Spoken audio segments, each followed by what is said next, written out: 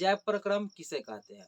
तो ध्यान दीजिएगा, वे सारी प्रक्रियाएं या वे सारी प्रक्रम जिनके द्वारा जीवों का अनुरक्षण होता है, अनुरक्षण मतलब मेंटेनेंस होता है, इसे ही जैव प्रक्रम कहते हैं।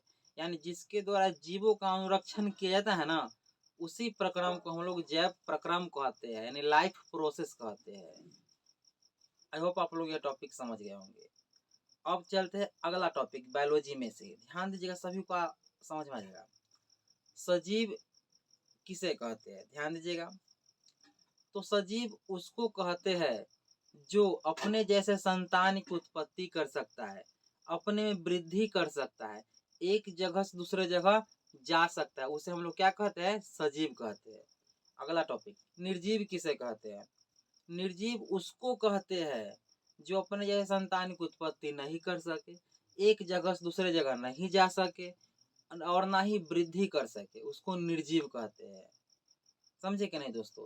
जैसे देखिए, सजीव में आपका हो जाएगा, हम हो गए सजीव, पेड़ पौधा हो गया सजीव, गाय बकरी ये सब सजीव हो गया। और निर्जीव में देख लीजिए, दीवाल दीवाल हो गया आपका, निर्जीव हो गया, मोबाइल हो गया, निर्जीव हो गया, एवं प्रकार की टीवी हो गया, बस हो गया, ट्रक हो गया, सब क्या है?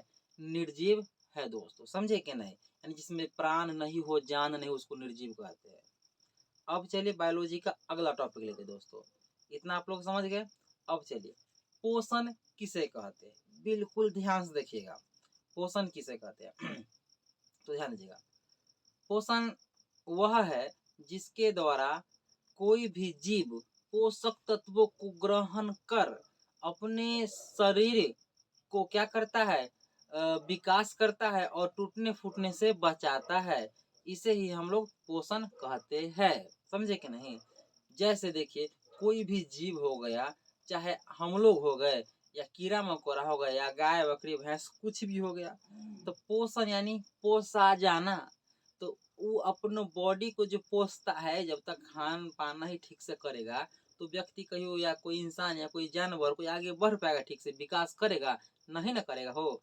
तो वो अपना पोषण यानी पोषक तत्वों को ग्रहण कर अपना बॉडी को, ढांचा को, स्ट्रक्चर को एक सही रूप में प्रदान करता है, इसे हम लोग पोषण कहते हैं। तो कोई भी जीव जो पोषक तत्व, जैसे पोषक तत्व आपका हो गया, देखिए कौन कौन पोषक तत्व आपका हो जाएगा? कार्बोहाइड्रेट, वसा, प्रोटीन, खनिज, एमिनो अम्ल, ये सब आपका हो गया। आपका हो गया पोषक तत्व हो गया। ऑब्जेक्टिव में पूछ देता है पोषक तत्व क्या है या कौन कौन है, नाम लिखे।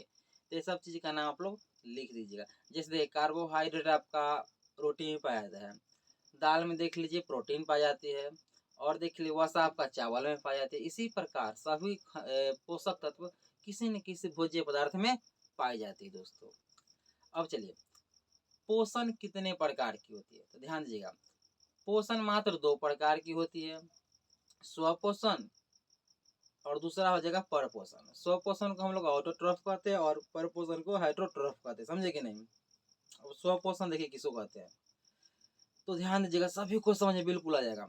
स्वपोषण एक ऐसी प्रक्रिया है जिसमें कोई भी जीव अपने भोजन के लिए दूसरे जीवों पर आश्रित नहीं रहते हैं, इसे ही स्वपोषण कहते हैं।